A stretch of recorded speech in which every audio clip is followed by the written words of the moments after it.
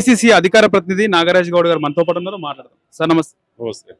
Congress party Telangana ఎందుకు ఇచ్చిందంటే అక్కడ ఆంధ్రప్రదేశ్ లో కోల్పోతాం కాబట్టి ఇక్కడ తెలంగాణలన్నా కాపాడుకోవాలని చెప్పేసి తెలంగాణ ఇచ్చింది తప్పితే ప్రేమతో ఇవ్వలే అని చెప్పేసి ముఖ్యమంత్రి కేసీఆర్ అన్నాడు.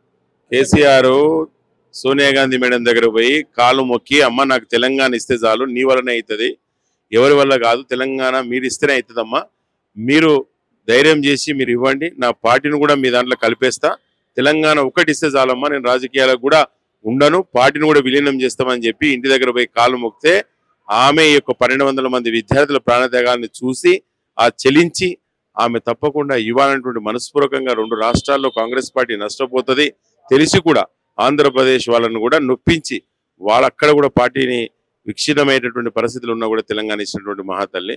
ఇప్పుడు మాట్లాడినటువంటి కేసీఆర్ ఆ యొక్క ఉద్యమ కాలంలో మాట్లాడిన మాటలకు ఇప్పుడు మాట్లాడుతున్న మాటలకు ఆ వివేకం ఏ విధంగా ఉందో మనం చూస్తుండొచ్చు. ఆ దురల యొక్క అహంకారం ఇంకా ఉంది. కాంగ్రెస్ పార్టీ నాయకులు తెలంగాణని పాలిస్తారా? ఆ నలుగురు కూర్చొని ఒక దగ్గర కూర్చొని మాట్లాడుకోలేరు, 4 కోట్ల మందిని ఎలా పాలిస్తారా అని చెప్పి కేటీఆర్ అంటున్నారు. తెలంగాణ ప్రాంతంలో కేటీఆర్ అమెరికాలో ఉండి అమెరికాలో ఉన్నటువంటి పరిస్థితుల్లో తెలంగాణ యొక్క ఉద్యమకారులందరూ ప్రాణత్యాగం చేస్తే ఒక ఫ్లైట్ లో దిగి ఇక్కడికి వచ్చేసి ఒక ఎమ్మెల్యే అయి మినిస్టర్ అయి మాటలు మాట్లాడుతున్నాడు.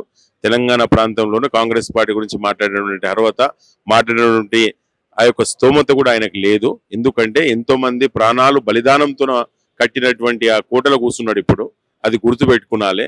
కాంగ్రెస్ పార్టీ గురించి మాట్లాడేటప్పుడు నీ యొక్క చరిత్ర ఏంది, నీ యొక్క సిస్టమ్ ఏందో తెలుసుకొని మాట్లాడాల్సి ఉంటే అవసరం ఉంటుంది. కాంగ్రెస్ పార్టీ పైన ఉన్న ఫలంగా బీఆర్ఎస్ గానీ కేసీఆర్ కేటీఆర్ పడ్డానికి కారణం ఏంటంటే అంటే ముఖ్యంగా ఏం లేదు, కాంగ్రెస్ పార్టీ రాష్ట్రంలో బీఆర్ఎస్ చేసినటువంటి సర్వేలో కూడా కాంగ్రెస్ పార్టీ తప్పకుండా విజయం సాధిస్తుందనేటువంటిది వచ్చింది. సర్వేలో కనుక వాళ్ళు చేసిన పార్టీ సర్వేలోనే వచ్చింది.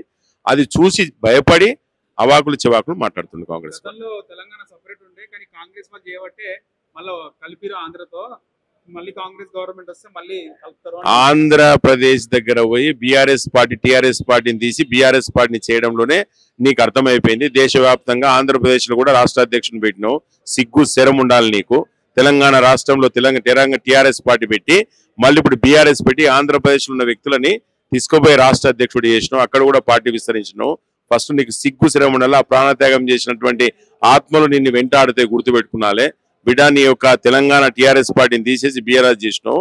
ఆంధ్రప్రదేశ్ సంబంధించిన ఆంధ్ర పాలకులు అని చెప్పి ఆంధ్ర కాంట్రాక్టులు అని చెప్పి ఆ కాంట్రాక్టులకే నువ్వు 1000 లక్షల కోట్ల రూపాయలు ఇస్తున్నావు. సిగ్గు శరం ఉండాలి ఆ మాట మాట్లాడడానికి. కవిత వాళ్ళ కుటుంబం మొత్తం కూడా చరిత్ర 2002, 2001లా వాళ్ళున్న చరిత్ర ఏందో తెలుసు, వాళ్ళకు ఉన్నటువంటి ఆర్థిక పరిస్థితి తెలుసు. ఆ రోజు స్కూటర్కి కానీ లేకపోతే బైక్లకు కానీ లేకపోతే కార్లకు కూడా డీజిల్ పోసుకునే పరిస్థితి లేదు. ఈరోజు లక్షల కోట్ల రూపాయలు ఎక్కడికి కూడా వస్తున్నావో అది ఫస్ట్ సమాధానం చెప్పాలి. కాంగ్రెస్ ప్రభుత్వం వచ్చిన తర్వాత తప్పకుండా దాని మీద సర్వే చేస్తాం, దాని మీద సిబిఐ ఎంక్వైరీ చేస్తాం.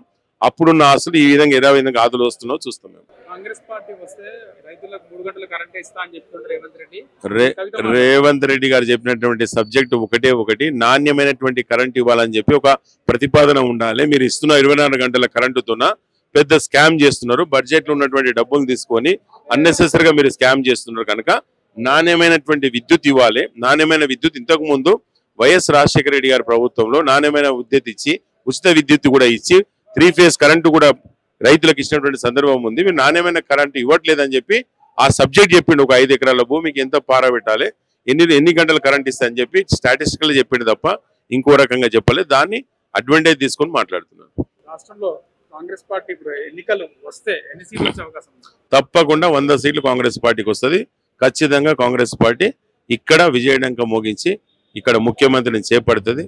రాష్ట్ర ప్రజల యొక్క కష్టాలలో ఏవైతే ఉందో అవన్నీ కూడా తీర్చి ముందుకు సాగుతుందని చెప్పు. రాజకీయ విశ్లేషకులు మాట్లాడుతూ ఒకవేళ హంగ్ వస్తే కాంగ్రెస్ బీఆర్ఎస్ తో కలిసి బీఆర్ఎస్ తోన కాంగ్రెస్ పార్టీ కలిసేది అస్సలు ఉండదు. అది ఏ మాత్రం కూడా రాహుల్ గాంధీ గారు క్లియర్ కట్ గా చెప్పారు వరంగల్ సభలో. టీఆర్ఎస్ గాని బీఆర్ఎస్ తో గాని మా పార్టీ పెట్టుకోదు పొత్తు అని చెప్పేసి క్లియర్ గా చెప్పారు. దానికి ఒక నిదర్శనం చాలు. హంగు వచ్చినా మేము బయట ఉంటాం తప్ప అక్కడ బీఆర్ఎస్ తోనే కలిసే పరిస్థితి ఉండదు. కానీ మేము ధీమాగా చెప్తున్నాం, సర్వేలు కూడా చెప్తున్నాయి, ఖచ్చితంగా కాంగ్రెస్ పార్టీ ప్రభుత్వం ఏర్పడుతుంది.